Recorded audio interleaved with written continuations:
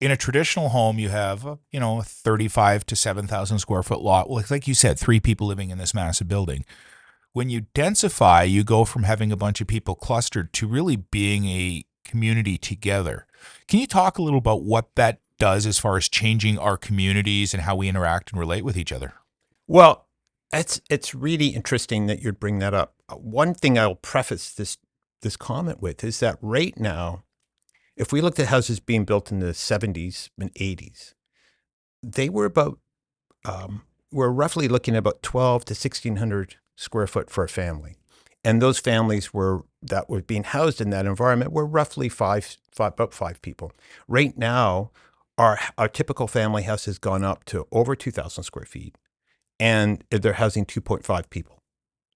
So we've gone through a whole timeline where we've been looking at bigger is better. And our buildings have reflected that, and our design magazines have reflected that, and all that marketing that happens has reflected that.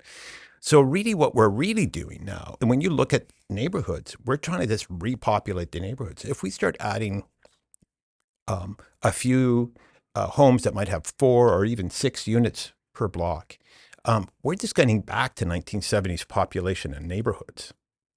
Right? We're actually just repopulating the neighborhoods to what they were. So I would argue what we're really doing is fortifying communities to reinforce the very character that they have and we like about them.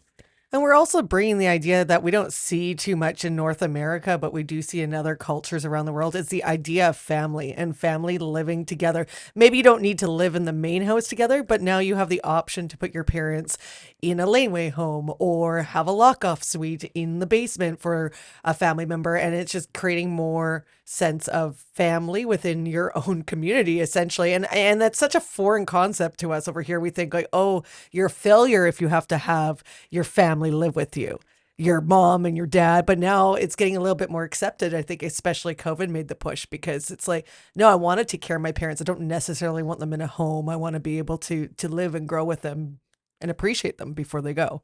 Yeah, and our experience reflects that. Of the homes that we've built, I would say it's over 85% have been for multi-generational living. And I think that's the big driver. Even when we're looking at some of these more robust programs like Kimberley has, or Vancouver's now very seriously exploring of having maybe up to 6 units, we really see that the biggest driver in this only works for somebody who already has a lot of equity in their property. This is not a development play. This isn't somebody who goes out and acquires properties and then develop it and expects to make a profit off the land and off the construction project.